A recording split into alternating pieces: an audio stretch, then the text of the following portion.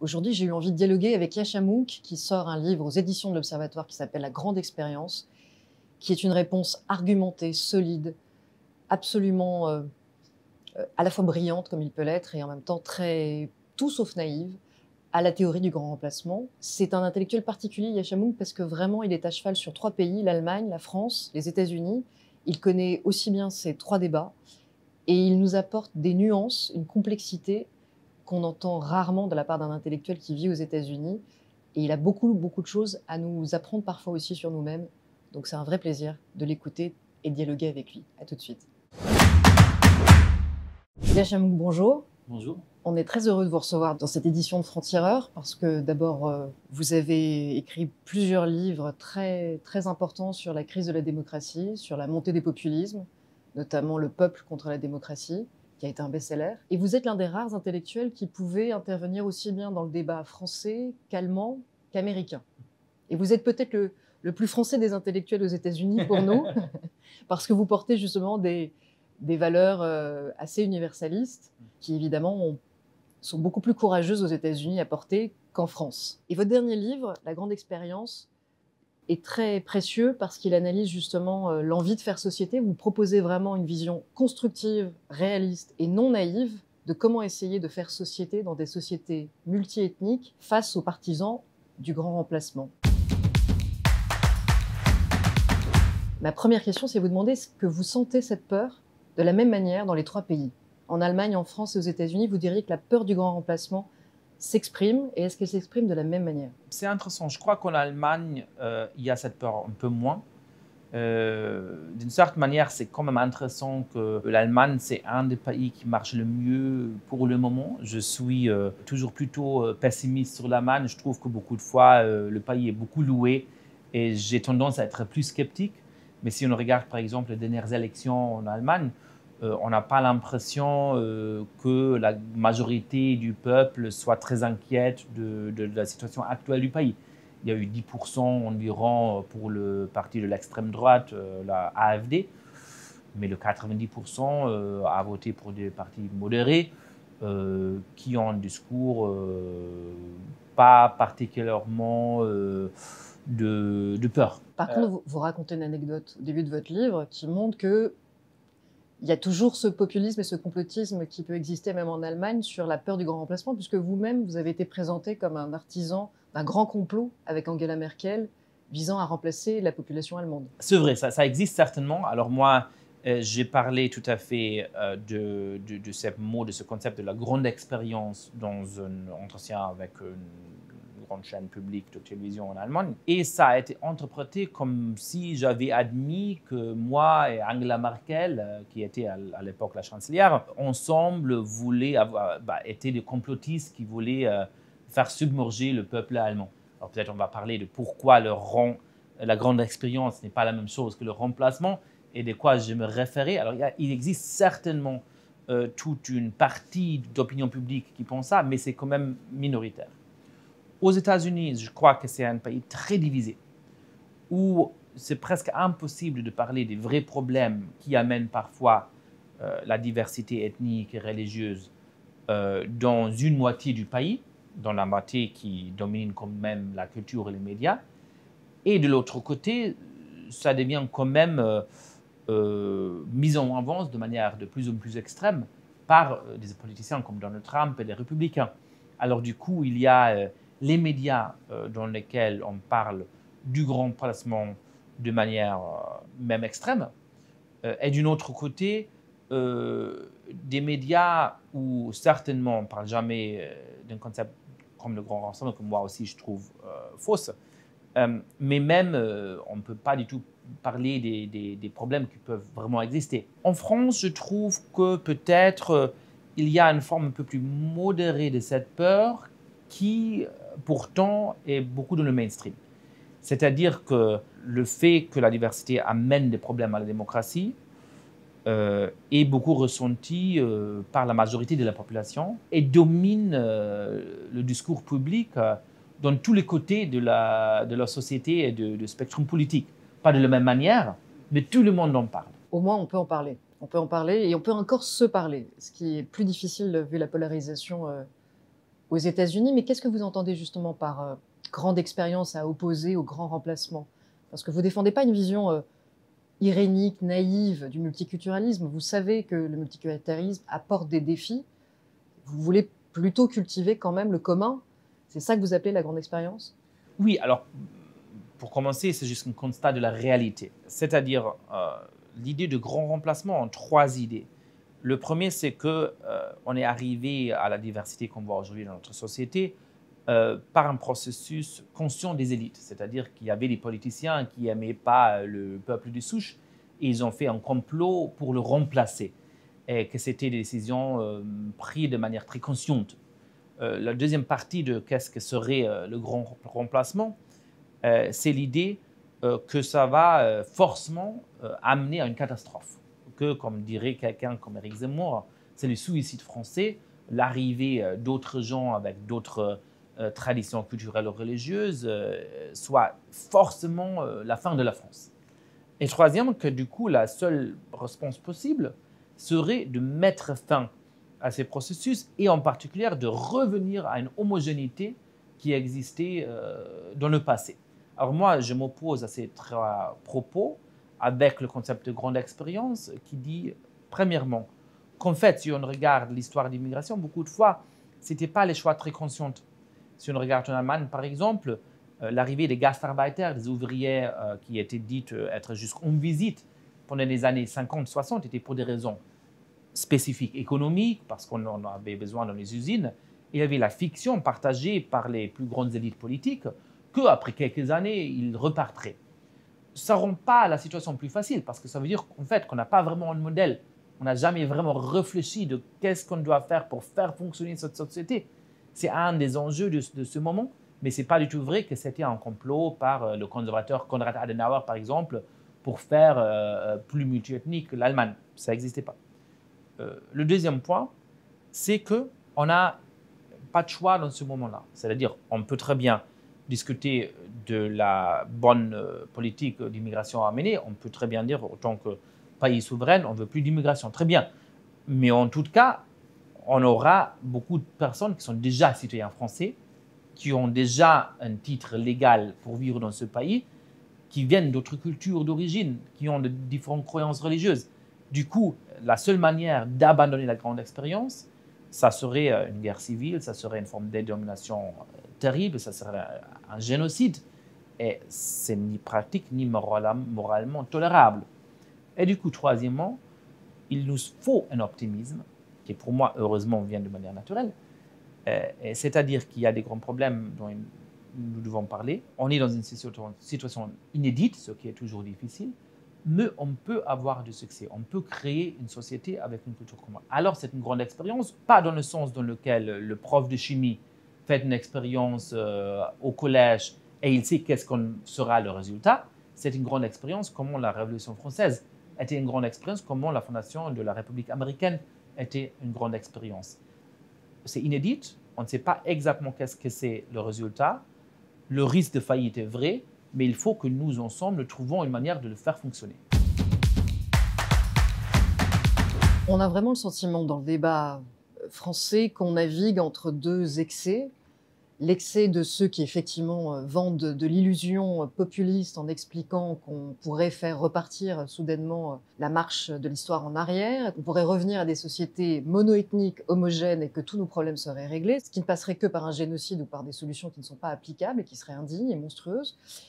Et en face, souvent, la gauche peine à se faire entendre parce qu'au contraire, elle peut nier les difficultés qui sont celles de l'intégration. Elle peut nier et tenir un discours par réaction très positive en disant « mais c'est formidable l'immigration, c'est merveilleux, n'ayez pas peur ». Vous, justement, vous essayez de tenir une position qui est un peu plus réaliste et qui est de dire « bien sûr qu'il y a des difficultés qui arrivent avec l'immigration, il y a un apport économique indéniable, il y a aussi un défi ». Il y a notamment un défi en termes d'éducation pour partager des codes, pour partager un certain nombre de valeurs, parce que le rejet ne vient pas que de la majorité, il peut aussi venir, les préjugés existent aussi chez les minorités. Et c'est ça que vous appelez une forme de patriotisme civique, pour essayer de refabriquer encore une fois quelque chose qui nous tienne ensemble, minorité et majorité. Et en fait, on est tous en train de débattre de ça. Comment fabriquer ce patriotisme civique ? Pour moi, déjà partant de ce concept, qui n'est pas un concept très populaire dans le monde académique, et que peut-être moi, je suis grandi en Allemagne, je viens d'une famille juive qui n'est pas religieuse, mes parents n'étaient pas religieux, mes grands-parents n'étaient même pas religieux, mais ça a évidemment marqué l'histoire de ma famille de manière profonde.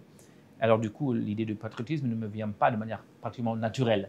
Et quand même, je réalise qu'il nous faut un patriotisme, en partie parce que ça nous permet d'avoir de la solidarité vers des gens qui ne sont pas comme nous dans d'autres contextes, c'est-à-dire parce qu'on est, par exemple, moi je ne suis pas français, mais tous les deux français, disons, on peut avoir une solidarité l'un vers l'autre, même si on n'habite pas dans la même ville, même si on a une origine différente, même si on a des croyances différentes.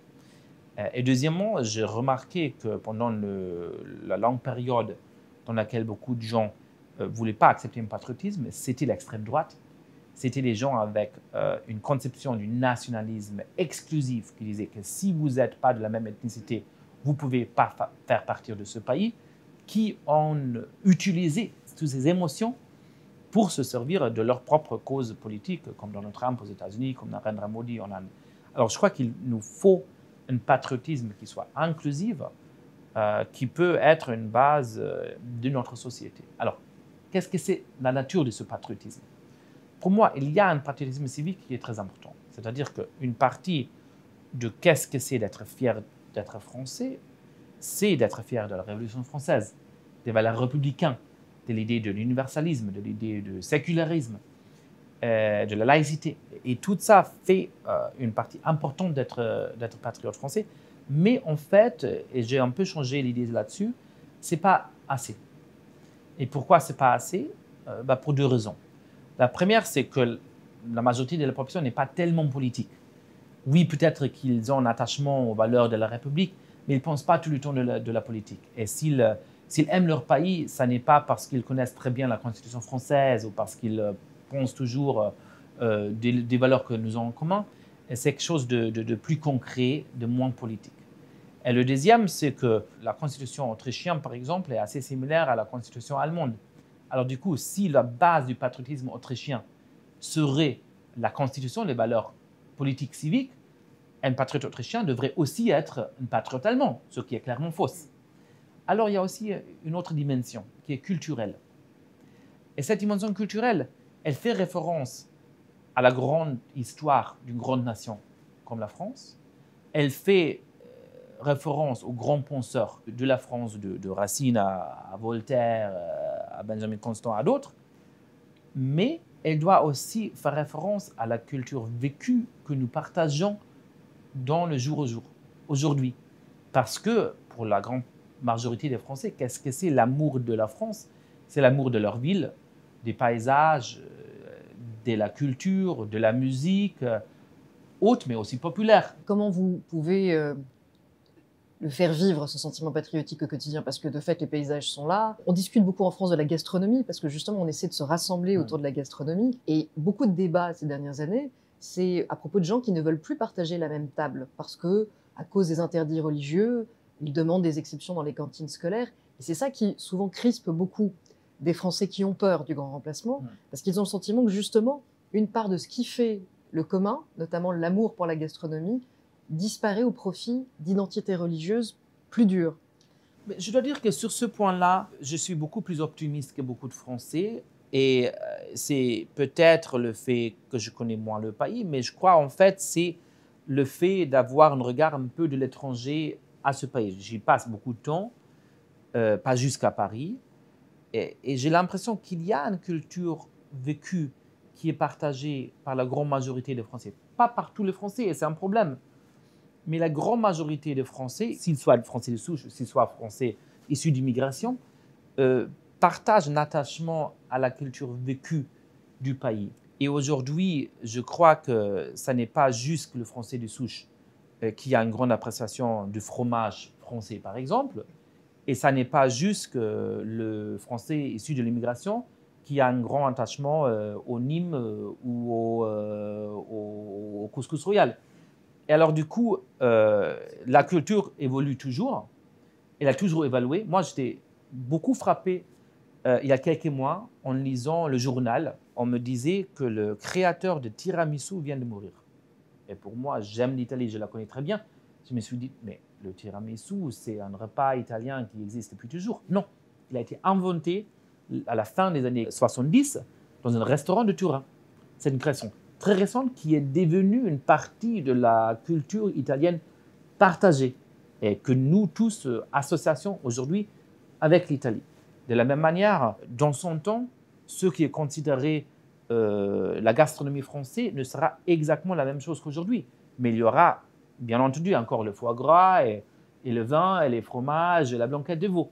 Mais peut-être qu'il y aura aussi d'autres repas qui sont une création de la rencontre entre les Français du Sud et les Français issus d'immigration. Et en faisant le tour de Paris, par exemple, je remarque quand même la grande majorité des restaurants français, si je suis à Berlin ou à New York, ce n'est pas forcément le cas. Alors la force de la culture française est peut-être beaucoup plus importante, beaucoup plus durable que se craint beaucoup de Français aujourd'hui. Il y a eu quand même encore des polémiques là, parce que Fabien Roussel, le candidat communiste, a justement célébré une bonne viande, un bon vin, du fromage et surtout l'accès à la viande pour les familles les plus pauvres comme faisant partie de la culture française. Et ça a été critiqué par quelques personnes de gauche qui ont rappelé que le couscous était devenu le plat préféré des Français.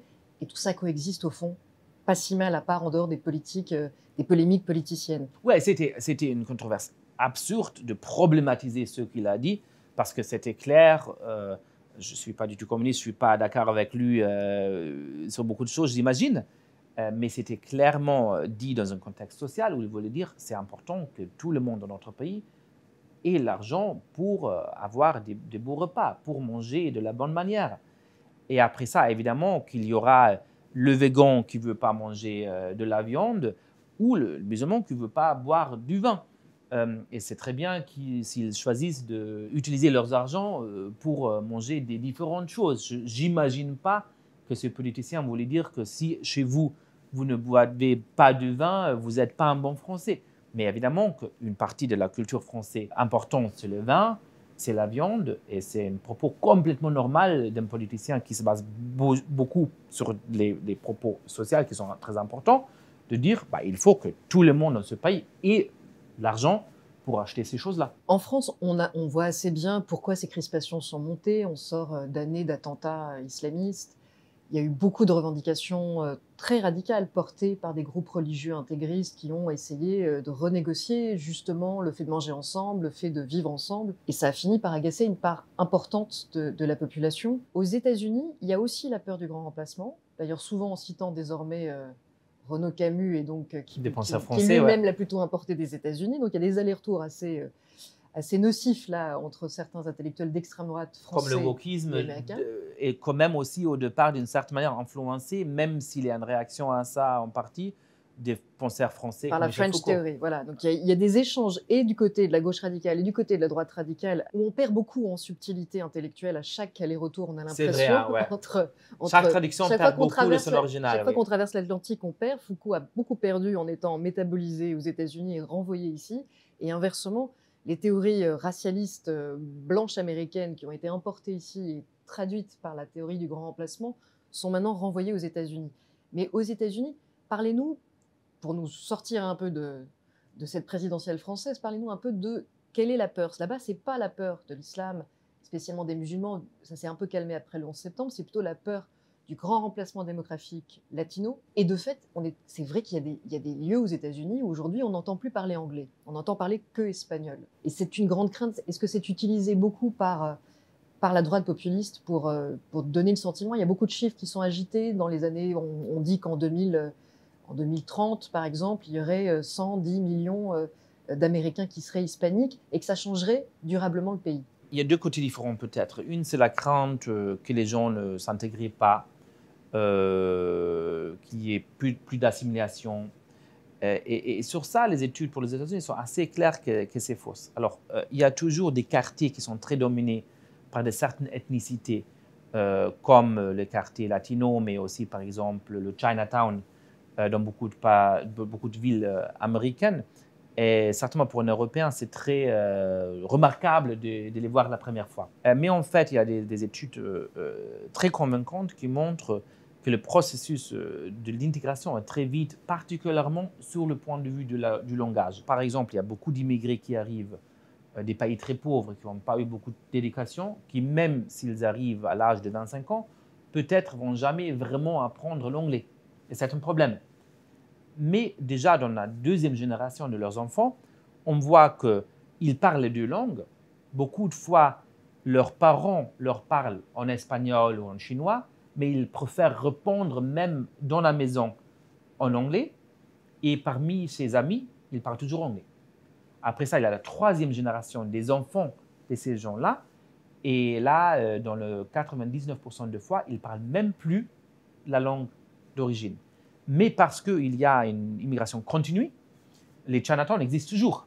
Et on a l'impression que c'est un groupe qui ne s'intègre pas du tout, qui est séparé de la société. Mais en fait, c'est toujours les nouveaux arrivés qui vivent dans ces quartiers et leurs enfants, leurs petits-enfants qui se sont intégrés à la société. Alors sur ce point-là, dans le contexte américain, moi, je suis assez optimiste. En fait, si on regarde la mobilité sociale, particulièrement des Asiatiques, mais aussi des Latinos en Amérique, elle est très, très vite. Les grandes universités d'Amérique ont beaucoup des étudiants qui viennent de cette immigration asiatique. Mais même si on regarde les immigrés des pays vraiment pauvres de Centre-Amérique, comme le Guatemala ou le El Salvador, et notamment aussi le Mexique, on voit que la mobilité sociale est autant vite qu'elle était parmi les immigrés italiens ou irlandais il y a 100 ans. Ce qui montre deux choses. Ça montre que l'idée de l'extrême droite, que ces gens soient inférieurs de manière culturelle ou même biologique, est fausse, parce qu'ils font la même histoire d'intégration que les Blancs qui sont arrivés il y a 100 ans. Mais ça montre aussi que la partie de la gauche qui veut dire que notre pays, si ça soit l'Amérique ou la France, est tellement injuste, tellement discriminatoire, tellement raciste, que ces gens-là n'ont pas de chance de la mobilité sociale, est aussi fausse, parce qu'en fait, ils font de vrais progrès. Il y a un deuxième thème qui est aussi important.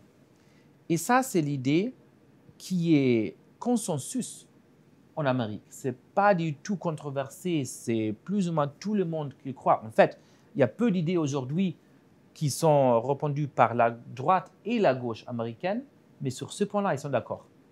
Et ça, c'est l'idée qu'environ l'année 2045, parfois on dit 2042, parfois on dit 2048, mais à ce moment-là, plus ou moins, les minorités ethniques vont devenir la majorité. Et c'est basé sur une idée de la société américaine qui divise la société de manière très claire et nette entre les Blancs, sur un côté, et le people of color, c'est-à-dire les gens de couleur, les non-blancs, sur l'autre côté. Pour la gauche et les démocrates, ça fait beaucoup d'espoir parce qu'ils se disent « Ah là, on va gagner toutes les élections, on sera finalement la majorité, on peut transformer le pays selon notre idée. » Et à la droite, ça fait évidemment très peur parce qu'ils disent bah, « ça va être la fin de l'Amérique qu'on connaît ». Heureusement, je crois sur ce point-là que tout le monde a tort.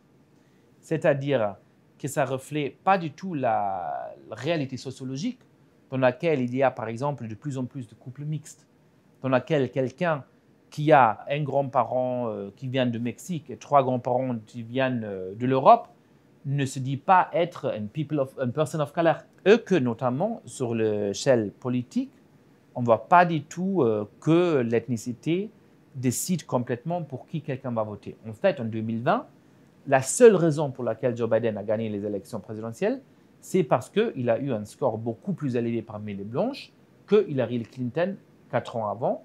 Et en même temps, Donald Trump, il avait presque gagné l'élection. Pourquoi?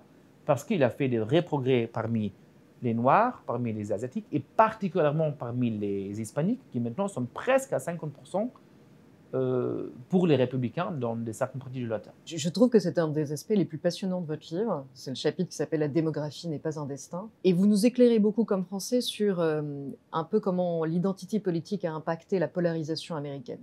On comprend que justement, à force d'être omnibilés par la démographie, ce qui est en train d'arriver chez nous, les partis politiques se sont persuadés qu'elle allait leur donner des clés pour gagner. C'est-à-dire qu'à la fois les républicains ont agité cette peur de se dire les minorités ethniques faisant beaucoup d'enfants vont être plus nombreuses dans les années à venir et donc le Parti démocrate va nécessairement gagner toutes les élections. Et à l'inversement, le Parti démocrate est tombé dans ce même simplisme démographique en se persuadant qu'il suffisait d'aller cultiver le clientélisme ethnique et minoritaire pour naturellement emporter tous les suffrages. Et l'échec d'Hillary Clinton face à Donald Trump est venu faire effondrer cette théorie, puisque effectivement Hillary Clinton a manqué de voix et que Trump, même à la dernière élection, vous venez de le rappeler, a gagné des voix parmi les minorités musulmanes, afro-américaines, alors qu'il a tenu des propos dignes d'un suprémaciste blanc. Tout ça pourquoi? Parce qu'on est obligé de se rappeler cette complexité pourtant assez évidente. L'identité ne fait pas l'idée. Ouais, des minorités peuvent être conservatrices, comme les latinos par exemple, sur la question de l'IVG, des femmes, de la virilité même. Et à l'inverse, des majoritaires peuvent être progressistes. Des blancs peuvent voter pour la gauche si on s'adresse aussi un peu à eux. Oui, ce qui est bizarre, que j'ai beaucoup d'amis blancs américains qui qui ont fait les grandes universités, etc., qui disent bah, comment un noir, comment un latino peut voter pour la droite. C'est complètement contre son intérêt ethnique. Je le regarde, je dis, bah, du coup, tu crois que toi, en tant que blanc, ton intérêt ethnique, ça doit être de voter pour Trump. Pourquoi tu ne le fais pas? Bah, parce que tu ne crois pas à cette théorie, en fait, si c'est à toi. Mais tu regardes les minorités d'une manière qui est censée être alliée, mais qui en fait est très... paternaliste, merci bien. Et tu dis, bah, eux, ils doivent voter de la bonne côté. Et non, heureusement que les gens ont des grandes différences de valeurs. Heureusement que si on regarde d'où viennent des immigrés dans leur pays de souche aussi, il y a des grandes différences politiques entre les gens et qu'on ne veut pas arriver à ce futur-là.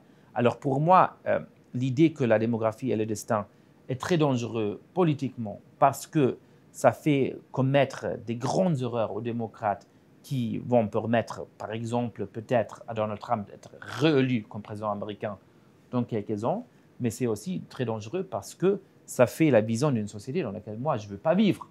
Je ne veux pas vivre dans une Amérique en 30 ans dans laquelle je peux aller dans la rue, regarder les gens et juste qu'en voyant le couleur de leur peau, savoir, ah, lui, ça va être un démocrate, lui, ça va être quelqu'un qui vote pour le Parti républicain. C'est terrible. Mais heureusement qu'on n'est pas en train d'y arriver. Mais du coup, quand on vous lit, et puis quand on fait des allers-retours entre la France et les États-Unis, et qu'on sent cette polarisation politique se traduire par une polarisation ethnique de façon artificielle, parce que les êtres humains, vous venez de le rappeler, ne peuvent pas être réduits à leur couleur de peau, on ne peut pas déduire leurs idées, ni les contraindre à avoir des idées ou à voter en fonction de leur couleur de peau, heureusement. Votre plus grande crainte, vous le dites à un moment donné, c'est que les élites jouent la carte de la fragmentation et de la polarisation ethnique. Ce que vous appelez la polarisation raciale, mais en français on traduit par ethnique plutôt. Ça, c'est le rôle d'un courant de pensée dont on parle beaucoup aujourd'hui en France. Ça, c'est l'erreur d'une certaine gauche américaine, c'est le wokisme, qui joue la carte de ce que vous appelez même l'essentialisme stratégique. Qu'est-ce que vous entendez par là? Premièrement, juste pour dire, j'ai l'impression en Amérique aujourd'hui qu'il y a une forme de guerre civile culturelle parmi les élites. Et qu'en fait, les opinions de la majorité de la population, ce qui, en tant que démocrate, est très important pour moi, est assez raisonnable. On ne peut pas vraiment croire à la démocratie et penser que la majorité des gens, la majorité du temps, est irraisonnable. Le peuple peut faire des erreurs, comme tous de nous peuvent faire des erreurs. Mais pour être un vrai démocrate, il faut quand même penser que la majorité du temps, la majorité du peuple sont assez raisonnables. En Amérique, je trouve que même aujourd'hui, dans ce moment assez difficile politiquement dans ce pays, c'est le cas. Mais parmi les élites, on a un décalage très très grand entre les deux différents partis. Et alors du coup, pour moi, la grande question du futur de l'Amérique, c'est est-ce que les élites vont savoir imposer leur guerre civile culturelle au reste de la population, ou est-ce que le reste de la population va savoir se défendre contre cette imposition? C'est trop tôt pour le faire, pour le dire, mais j'espère bien. Pardon, je vous interromps. Est-ce qu'on peut faire juste un petit historique? Parce que beaucoup de gens se demandent en France comment les universités américaines et comment le Parti démocrate américain en est arrivé à ce point de stratégie ethnique, essentialiste. C'est-à-dire à ce point-là, jouer la carte des minorités de façon tellement caricaturale qu'on finit par monter les identités les unes contre les autres et prôner un simplisme ethnique qui, nous paraît aberrant. C'est une forme de monomanie intellectuelle. C'est-à-dire que le marxisme, par exemple, croit que la seule manière de comprendre le monde est en regardant les différentes classes économiques. Et alors, on peut regarder chaque situation empirique, si ce soit aujourd'hui en France, ou si ce soit il y a 3000 ans à Rome ou à Athènes, et l'analyser en regardant qu'est-ce que c'est le rapport des différentes classes, et ça va nous tous dire sur cette société. Alors, il y a évidemment des analyses de classe qui sont très importantes, qui nous apportent beaucoup de savoir, mais il y a aussi beaucoup de questions qui ne sont pas décidées par ces questions sociales de classe. De la même manière, une des propos les plus fondamentaux de cette idéologie, de ce wokisme, de cet identitarisme de gauche, c'est de dire, en fait, on comprend chaque situation dans le monde en regardant juste est-ce que quelqu'un fait partie d'une identité qui opprime ou une identité qui est opprimée. Et du coup, pour comprendre chaque situation, je dois juste voir est-ce que cette personne fait partie des Blancs ou est-ce qu'elle fait partie du people of color? Est-ce qu'elle fait partie, peut-être, est-ce que c'est un homme ou est-ce que c'est une femme, etc., etc. Et du coup, déjà, on mal comprend la réalité. Après ça, il y a deuxièmement le principe d'action. C'est-à-dire, une fois qu'on a analysé la situation de cette manière monomanique qui simplifie beaucoup, qu'est-ce qu'il faut faire? C'est un rejet complet du universalisme. Parce qu'on arrive à une lecture où on dit qu'en fait, les valeurs, ce qui est vrai, évidemment, c'est que beaucoup de fois dans l'histoire, notamment américaine, il y a eu des idéaux universalistes qui n'ont pas été réalisés. C'est évident que les valeurs universalistes de la Constitution n'ont pas été réalisées en Amérique pendant les premières 100 ans de la République, où il y avait de l'esclavage. Dans aucun pays du monde, on est arrivé à une forme d'égalité parfaite. Aucun pays du monde ne le réalise. C'est une ambition. C'est ça. Mais du coup, les identitaires de gauche ne vont pas dire du coup, il faut toujours nous battre contre ces injustices. Il nous faut toujours veiller sur le fait qu'il faut vraiment appliquer cet universalisme à toutes les personnes. Ils vont dire non, du coup, l'universalisme était toujours une excuse pour les injustices et il faut le rejeter, il faut réorganiser la société pour dire les droits et les devoirs que vous avez ne dépendent pas de votre statut en tant que citoyen, mais de votre statut en tant que membre d'un groupe dominant ou dominé. Et du coup, il faut donner beaucoup plus de devoirs aux membres des groupes dominants et beaucoup plus de droits aux membres des groupes dominés. Mais ça, c'est arrivé aussi avec la mentalité de la discrimination positive, qui est une invention politique. Je veux dire que, au lieu de dire le chemin est encore long pour réaliser l'égalité, évidemment, qui est l'horizon au bout du chemin, soyons patients et travaillons plus à lutter contre les discriminations. À un moment donné, il y a eu une offre politique qui a été de dire faisons la discrimination positive, c'est plus court, sur la base de critères ethniques, et on va gagner du temps. Et c'était un faux raccourci parce que du coup, ça génère une mentalité qui est de vouloir rééquilibrer les inégalités en distribuant un peu et en se faisant un peu, justement, dans une démarche assez paternaliste, en demandant aux uns de s'excuser et aux autres en leur proposant un peu de correctif qui n'est pas l'égalité. C'est une stratégie purement politique pour se faire élire au nom des minorités. Donc, est-ce que toute cette vision très caricaturale du combat beaucoup plus complexe contre les inégalités ne vient pas aussi là d'une polarisation politique, du fait d'avoir le nez sur les sondages ethniques, sur la démographie, du fait que le Parti démocrate s'est dit plutôt que de lutter contre les grandes inégalités, ce qui demande du temps et du courage et beaucoup d'argent, faisons comme si on demandait aux majorités de s'excuser et flattons les identités minoritaires. Est-ce que ce n'est pas un substitut, en fait? Certainement, j'ai la peur qu'un usage non critique des catégories démographiques peut faire la réalité. Alors certainement, il y a des catégories démographiques en Amérique qui ont été inventées par l'État, qui maintenant font réalité jusqu'à un certain point. Alors par exemple, la catégorie du Asian American, ne fait aucun sens. Ça rallie un Chinois, un Indien, un Vietnamais, qui ont des très grandes différences entre leurs cultures. Mais je vois parmi mes étudiants, par exemple, qu'un Américain issu de l'immigration de l'Inde et un issu de l'immigration de Chine, maintenant, ils pensent qu'ils font d'une certaine manière partie du même groupe, même si, quand même, ils ont de grandes différences culturelles. Ça, c'est un vrai danger de l'emploi de ces catégories démographiques. Et évidemment que ça devient en plus dangereux le plus pouvoir ça a dans la société. Alors, c'est une chose d'avoir une statistique ethnique qui crée cette catégorie. C'est une autre chose de dire que chaque devoir, chaque droit que vous avez, chaque opportunité d'emploi ou d'entrer dans une grande université dépend de l'appartenance à une ou autre de ces catégories. Et j'ai des proches amis, par exemple, qui sont d'une certaine manière latinos, même si en réalité, leur identité est beaucoup plus compliquée. Ils ne se pensaient pas du tout comme ça, auxquels leurs profs ont dit, si vous faites la demande d'un poste académique, ce serait quand même bien d'utiliser un prénom qui marque de manière beaucoup plus claire que vous êtes latino. On donne des incentives aux gens de se redéfinir d'une manière pour avoir des opportunités. Je trouve que ça, c'est très problématique. Alors, sur la question de la discrimination positive, ça dépend pour moi beaucoup du contexte, de comment c'est fait. Ce qui est clair pour moi en tant qu'universitaire, c'est que je ne vais pas choisir mes étudiants en regardant qui est le plus formé, qui c'est le plus à l'âge de 18 ans.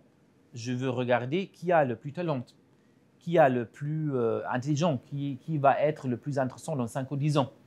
Et là, je comprends très bien, par exemple, de dire on essaye de trouver des mécanismes pour trouver les gens qui viennent des familles désavantagées, qui n'ont pas fait les lycées prestigieux, qui n'ont pas peut-être les profs du lycée qui lui peuvent dire exactement comment se présenter. Et là, on peut tout à fait avoir un vrai travail pour réaliser ce qui a une valeur très français républicain, la carrière qui soit vraiment ouverte au talent et pas juste à ceux qui viennent d'une famille privilégiée. En même temps, maintenant, on fait ça d'une manière qui est complètement ethnique plutôt que sociale en Amérique, et on le fait même dans des champs vraiment choquants. Alors pour moi, dans les dernières semaines et mois, par exemple, une des histoires vraiment choquantes en Amérique, ça a été le fait que l'État de New York a commencé à dire qu'il y a des médecins contre le Covid qui sont très efficaces, mais ils sont très nouveaux, alors on a encore très peu. Et du coup, on priorise qui va l'avoir, ce qui est nécessaire. Et du coup, si par exemple, quelqu'un a une maladie préexistante qui est un problème pour le Covid, eux, ils ont le droit à avoir l'accès à ce médicament, médecine. Très bien, ça a de sens si vous avez... Médicaments, vous parlez de médicaments. Médicaments, ouais. Médicaments, ouais.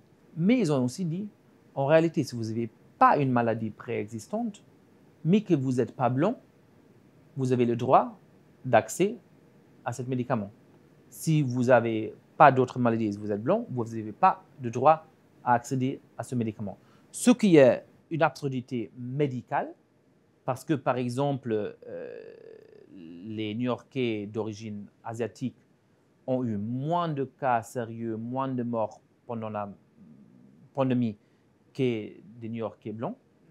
Et ce qui est une catastrophe morale, parce qu'au lieu de regarder à des déterminateurs socio-économiques qui peut-être vraiment nous disent qui est à risque, on prend cette catégorie démographique complètement artificielle et très simplifiée, et ce qui est aussi un risque politique, parce que c'est le plus grand cadeau qu'on peut donner à des gens comme Donald Trump qui vont évidemment faire campagne sur ces sujets. C'est une aberration et morale et politique, en effet. Donc c'est le meilleur moyen de faire monter le racisme. Ça ne repose sur aucun critère ni sociaux ni médicaux. Et en plus, on a entendu beaucoup au début de la pandémie, par exemple, que les Noirs étaient plus touchés que les Blancs. Alors qu'en réalité, ce sont les pauvres qui étaient le plus touchés, parce qu'ils étaient en première ligne, parce qu'ils continuaient à exercer des métiers au lieu d'être confinés, et donc ils étaient plus exposés à la maladie. On a même découvert depuis que les questions des résus avaient un impact sur la réceptivité à la maladie, qu'en réalité, quand le résus néandertalien, selon le groupe auquel on appartient, peut avoir un impact, et ça n'a rien à voir avec la question de la couleur de peau. Et que si des Noirs sont plus touchés, c'est peut-être parce qu'en fait, ils ont été mélangés avec des Blancs. Donc, cette vision soit simpliste de l'identité, encore une fois, qui se répercute dans nos débats, dans des prises de décision politiques, c'est ce qui, en fait, commence à effrayer en France. C'est qu'on n'a pas envie d'arriver à importer ce simplisme. Comment vous percevez encore l'écart entre nos deux pays sur ces sujets? Pour moi, déjà, ce qui me fait beaucoup espoir et confiance en France, c'est que les gens ont encore des croyances fortes. Moi, je trouve qu'en Amérique, particulièrement parmi l'élite politique ou culturelle, le fait vraiment surprenant, ce n'est pas qu'il y a des gens qui se sont convertis au wokisme. C'est que même avant que ça soit arrivé, la grande majorité des gens n'avaient plus des convictions fortes. Et c'est une des explications pour pourquoi le wokisme a pu migrer d'un phénomène plutôt marginal à quelque chose qui domine la société en 5 ans. Parce qu'il y avait une vide qui était facile à remplir. En France, heureusement, que particulièrement entre les élites intellectuelles politiques, mais aussi parmi la population, il y a un attachement aux valeurs républicaines très fort. Il y a une idée de qu'est-ce que c'est la France, qu'est-ce que c'est les valeurs de la France, qu'est-ce que c'est les valeurs de la République, que les gens ressentent de manière authentique. Et du coup, je crois que ça sera plus facile de se défendre contre cette nouvelle idéologie simpliste et erronée. En même temps, j'ai peut-être une crainte, et je ne sais pas si on va être complètement d'accord là-dessus. Et c'est que parfois, les Français ont peut-être tendance à interpréter ces valeurs d'une manière trop rigide. Alors pour moi, il faut trouver une interprétation de qu'est-ce que c'est l'universalisme, qu'est-ce que c'est la laïcité, qui peut faire appartenir la grande majorité des Français. Pas parce que je suis sceptique envers ces valeurs, au contraire, parce que pour moi, autant qu'amateur de la France, même si je ne suis pas français, c'est très important que ces valeurs peuvent durer, qu'ils peuvent s'imposer. Mais pour s'imposer, ils doivent être un peu moins rigides. Alors, sur l'universalisme, par exemple, il y a des gens qui disent, grosso modo, que pour faire partie de la France, il faut s'assimiler au point où on n'a aucune fierté de la culture d'origine, de la gastronomie d'origine, des coutumes de l'équipe de football de son pays d'origine, parce qu'il y a des débats là-dessus. Mais ça, est-ce que c'est vraiment de l'universalisme? C'est un faux universalisme. Oui, je suis d'accord. On est devant interprétation de qu'est-ce que c'est. On est devant une domination culturelle, nostalgique, d'un temps mono-ethnique qui se déguise en universalisme. Non, alors moi, je suis complètement universaliste, mais oui, tout à fait, il y a deux problèmes avec l'universalisme. Une, c'est qu'évidemment, il y a eu des périodes historiques dans lesquelles on prétendait d'être universaliste, mais en fait, il y avait beaucoup de gens qui ne faisaient pas partie de ce universalisme, ce qui était une grande injustice. Et le deuxième, c'est que parfois, les gens utilisent ce grand idéal pour exclure les gens de manière plus élégante. Et je m'oppose évidemment à ça, mais ça n'est pas s'opposer à l'universalisme. Le contraire, c'est insister sur la bonne interprétation de qu'est-ce que c'est l'universalisme. Bien, merci beaucoup, Yascha Mounk. C'est toujours un plaisir d'échanger avec vous et de cheminer vers une pensée à la fois généreuse, pédagogique et complexe. C'est un vrai plaisir. Merci infiniment. Beaucoup.